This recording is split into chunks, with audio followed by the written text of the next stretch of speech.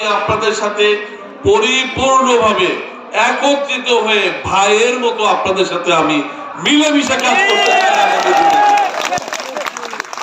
আমাকে আপনারা সুযোগ দেন এবং আমাকে আপনারা সুযোগ দিয়ে দেখেন যে আমি আপনাদের জন্য কি করতে চাই এবং কি করতে পারি সেটার সুযোগ দিয়ে আপনারা দেখেন।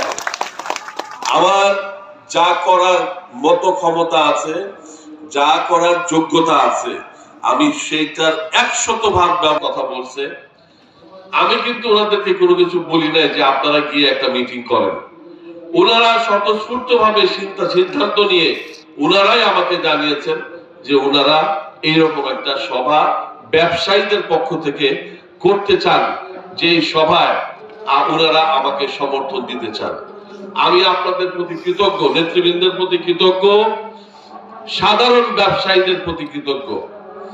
আপনাদেরকে আমি বলে দিই, বিগত দিনে কে কি করছে, কে কি করে নাই, কারো দোষের কোনো হিসাব নিকাশে আমি যেতে চাই না। আমার সামনে এখন শুধুই ভবিষ্যৎ, এবং এই ভবিষ্যতে ত্রিশালের সার্বিক উন্নয়নের ভবিষ্যৎ, ত্রিশালের প্রত্যেকটা পেশাজীবী, প্রত্যেকটা মানুষের যত রকমের সুযোগ সুবিধা বাড়ানো যায়, আমার মাথায় সেইটা নিয়েই আমি চিন্তা করি ভবিষ্যতে।